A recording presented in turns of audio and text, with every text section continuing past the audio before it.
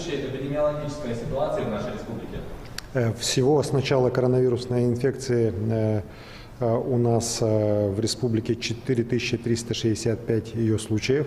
За последние сутки по республике 50 новых случаев, 41 по городу Якутску, 3 Мирный, по 2 случая в Нерюнгринском и Амгинском районах.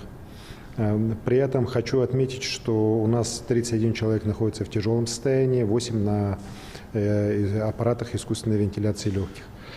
У нас со 2 числа снят ряд ограничений, работают торговые центры, летние кафе, начал работать водный транспорт и автомобильный транспорт на перевозку пассажиров между районами.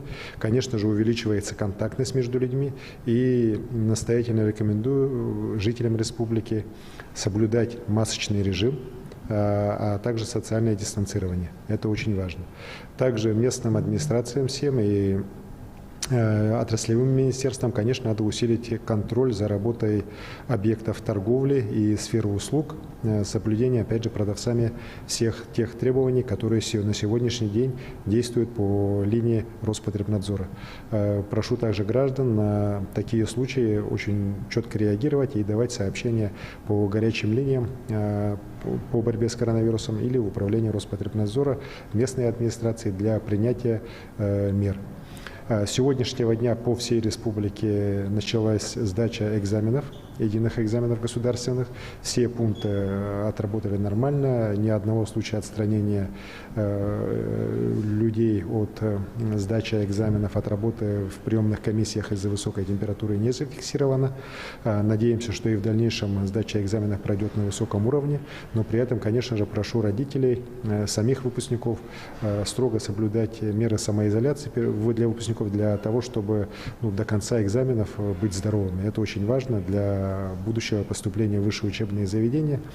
Также хочу отметить, что в этом году достаточно серьезная у нас изменились условия вообще поступления в вузы, и, соответственно, не надо в этом году медицинские справки по форме 086У выпускникам предъявлять в учебные заведения. К сожалению, опять же в WhatsApp мессенджерах и так далее там идет всякие фейки, что надо обязательно справки срочно получать. Дети приходят в поликлинике, но, естественно, еще раз говорю, что в этом году эти справки не нужны. Не надо лишний раз ходить по общественным местам.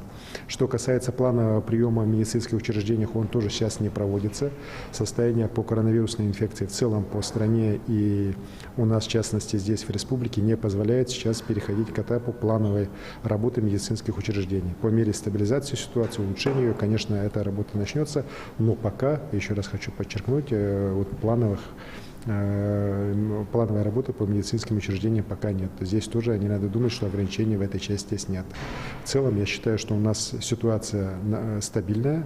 Мы, как и предполагали, что заболеваемость по республике в пределах 40-50, она в эти дни будет стоять, колебаться. Дальше, надеемся, все-таки пойдет уже дальнейший плавный спад. Спасибо. Спасибо большое. Это был брифинг главы Якутии Айсена Николаева с информацией об эпидемиологической обстановке в регионе. Мы продолжаем.